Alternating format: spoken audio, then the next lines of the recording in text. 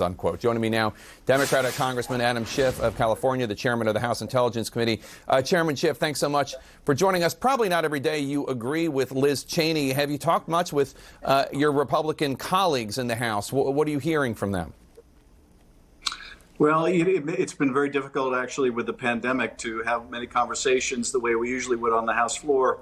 But look, I think there are a great many Republicans like Liz Cheney who understand that what they're doing is anti-constitutional, anti-democratic, repugnant to their conservative beliefs. But nonetheless, you have well over 100 House Republicans, about a dozen Senate Republicans, who for reasons of fear or ambition are ready to shred their oaths. And it's a real low point for our democracy in 4 years of low points. But you know, it's not like we didn't see this coming. This is what the president has wrought for years now. Well, it's not that we didn't see this coming from the president, although I don't know that we saw it going to this length. But I confess I am surprised to see Kevin McCarthy and Steve Scalise and the House Republican leadership, other than Cheney, signing up to this nonsense. They signed on to that crazy lawsuit from the Texas Attorney General that the Supreme Court threw out the window, and now they're going forward with this effort. If Kevin McCarthy were Speaker right now, and thus able to actually block electoral votes from being counted in the House, I don't know the law. Would that keep Joe Biden from being president if McCarthy were in the majority?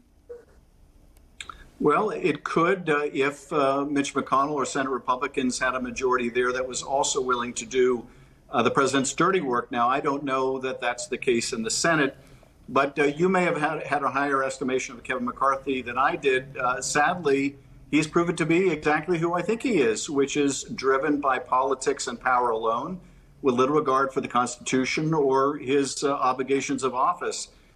So I've had 4 years, sadly, to acclimate to that kind of GOP leadership. But look, even though it's going to fail, it is doing real damage to our democracy because it's establishing a precedent. And should the party majorities differ in the future, as you point out, it could lead to catastrophe. It could lead to a Congress deciding the people have spoken, but we don't like what they've had to say, and we're simply going to overturn the election. That's not what the Constitution says. Just a short time ago, we watched Georgia election official Gabriel Sterling rattling off a long list of fact checks of these wild, deranged conspiracy theories that he heard from President Trump on that tape when he tried to pressure Secretary of State of Georgia. Sterling is a Republican. He's clearly exasperated. Do you think he changed any minds, or is this just far beyond the convincing stage at this point when it comes to the millions of Republicans who are being told these lies and are believing them? I think it's enormously important that Republicans of principle speak out, and you do see many of them doing that. And you see some in elected office like Mitt Romney, Liz Cheney.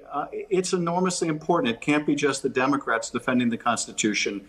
It requires all people of good principle to do the same. Does it matter when there's a powerful conservative media echo chamber that's going to repeat the president's lies and falsehoods? It still matters. It may not sway the majority of GOP voters out there, but it does reach people, and it's our duty. So I applaud them for what they're doing. We all are in this together.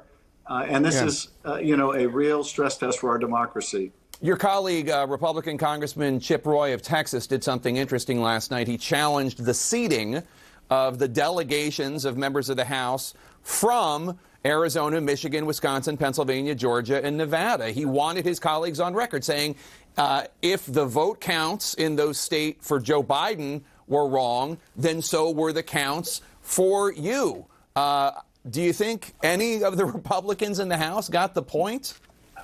Yeah, they all get the point, Jake. It's not that they're living in some fantasy land, that they don't understand what they're doing, that they drank the Kool-Aid. They know exactly what they're doing, which really, in a way, makes it worse because they understand they are perpetuating a falsehood and they're willing to do it. They know what their oaths require and they cannot uphold it.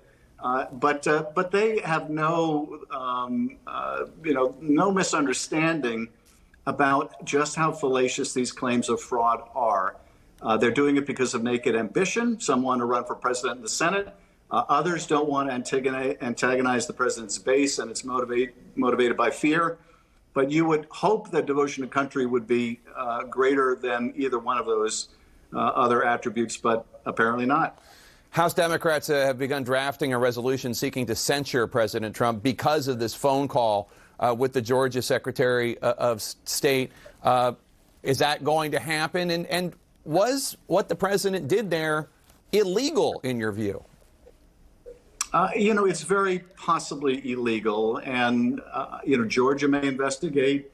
The subsequent, the Justice Department and the new administration may have to look into it as well.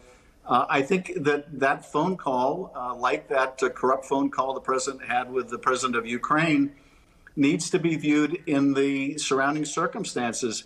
This call didn't happen in isolation. It's part of a pattern with the president of trying to overturn the election. So it's very possibly a violation of criminal and other laws. In terms of what the House can do right now, Jake, we are focused on Wednesday, and that is making sure that we get past that critical date in the history of our democracy. And then I think we will turn to figuring out, okay, what step, if any, should the House take in these waning days of this administration. Democratic Congressman Adam Schiff of California, thank you so much. Appreciate your being here.